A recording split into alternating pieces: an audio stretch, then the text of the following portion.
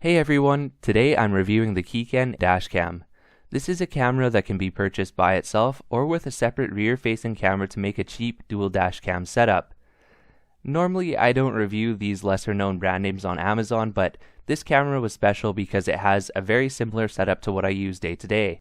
It's got an OV4689 sensor on the front and a Sony sensor on the rear, which means it almost replaces an A119 and an A119S. For under $120.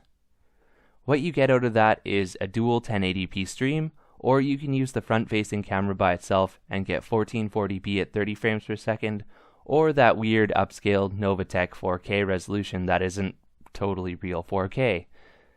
So for me that's pretty intriguing because I bought both those cameras separately and it definitely costs more than $120. Is the camera any good? Well, yeah, it is pretty good for the money. Dual dashcams have came down a lot in price, and there are higher quality ones out there now for cheap, and this seems to be one of those. So let's check it out. This camera is a very basic kit. Included is the camera itself, one mount, one extra sticky, and the power cable. That's it.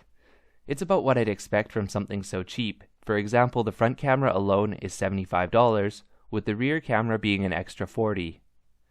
The rear camera only comes with the camera and a long adapter cable. They don't operate separately, so they use the same SD card and power source. I wish they'd included an extra sticky for the rear camera though. The camera's body is that familiar wedge shape similar to the A118, A119, and the lens adjusts up and down but not side to side. The body's made from plastic, but it feels pretty solid, and it contains a supercapacitor, so that means it should be good in more weather conditions than other cheap cameras which use batteries.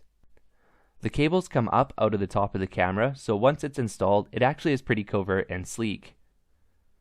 The menus on this camera are also pretty straightforward. I recommend setting up the camera in your house before bringing it out to your car. The menu options are pretty limited though, you're really just getting a basic camera here.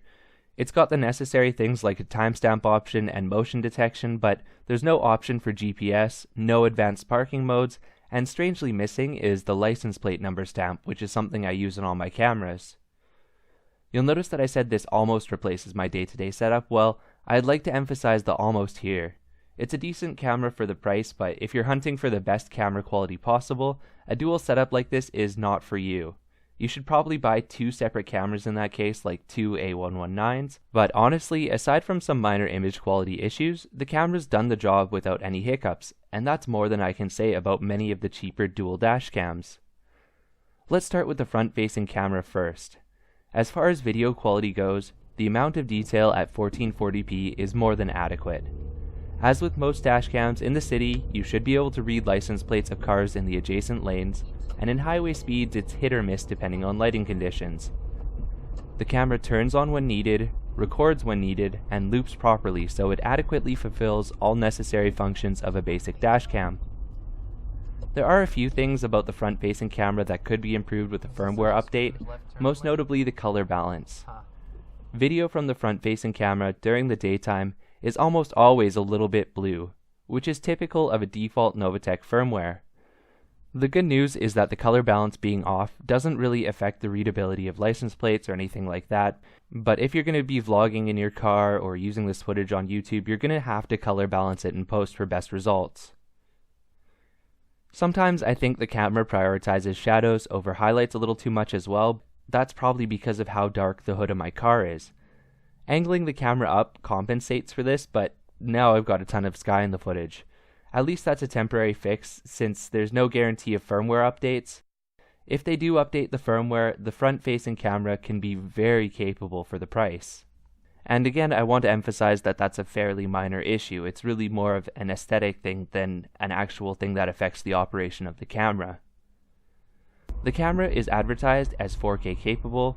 In my opinion, the best resolution to use it in is 1440p, because that's the actual resolution of the image sensor. What that means is at 1440p you'll get the sharpest output as well as 30 frames per second, whereas the 4K mode is just a little bit choppier and there's no real increase in detail, so there's no reason to use it over 1440p. In dual camera mode, 1080p is the only option, and that's fine. There's a little bit of detail loss on the front-facing camera compared to the 1440p mode, but it's still more than adequate to read license plates in some situations. For example, here's a shot in 1440p, and then here's the same shot again in 1080p. There's a little bit of a difference in color handling between the two modes, and I actually honestly prefer the way 1080p looks compared to 1440p in most situations. But, you know, again, that's preference, and sometimes 1080p is better, sometimes 1440p is better. It really depends. The rear-facing camera on this thing is actually really good. The 1080p is sharp, color balance is decent, and quite frankly, I think the footage from the rear camera is consistently better in almost every lighting condition than the front-facing camera. Even in direct sunlight, it holds its own. For a rear camera, I'm very happy with this. If you do end up buying this camera, it's definitely worth getting both instead of just the front-facing camera. Now, let's check out some night footage. As it gets dark, both cameras keep up fine. Of course, you do start to lose plate readability, but that's the same with every other dash cam. Once you get under the street lights, it still looks pretty good here. The images are bright, sharp, and you can see things like street lights and road signs and, you know, all the basic stuff. Please ignore the streaks coming out of the lights though. That's from my windshield being old and not a feature of this camera. Basically, at night, expect to be able to see what happens, but as with any other dash cam, you'd be lucky to read license plates. Audio quality from this camera is what surprised me most, because quite frankly, it is very good. It's loud and clear even with highway noise. There's a little bit of crackling every so often, but it's more than usable. This is what it sounds like.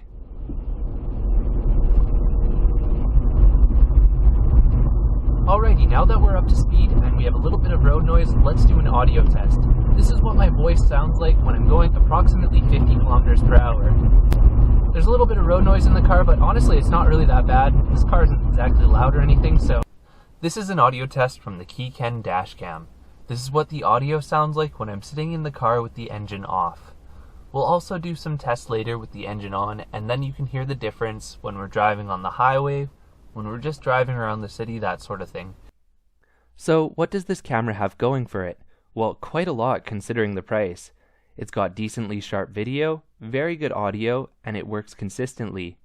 It's more of a basic camera setup, but it joins the ranks of other decent budget dual dash cams like the Oki DR02D and the Mini 0906, both of which are inexpensive and provide decent video quality for the price. I remember over a year ago I was hesitant and skeptical to recommend any cheap dual dash cams, but now there's a couple that are actually pretty good. Just keep in mind that not all dual dash cams are built the same. Many of the budget competitors do a 1080p camera facing the front and then who knows what facing the rear, usually VGA or something else really low quality. So I think it's great that cameras like the HL01 and the Oki DR02D exist, which do cheap dual 1080p streams. So yeah, the HL01 is pretty good so far, and I think if Keeken updates the firmware, it could be great. Let me know if you have any questions or comments below, and as always, thanks for watching.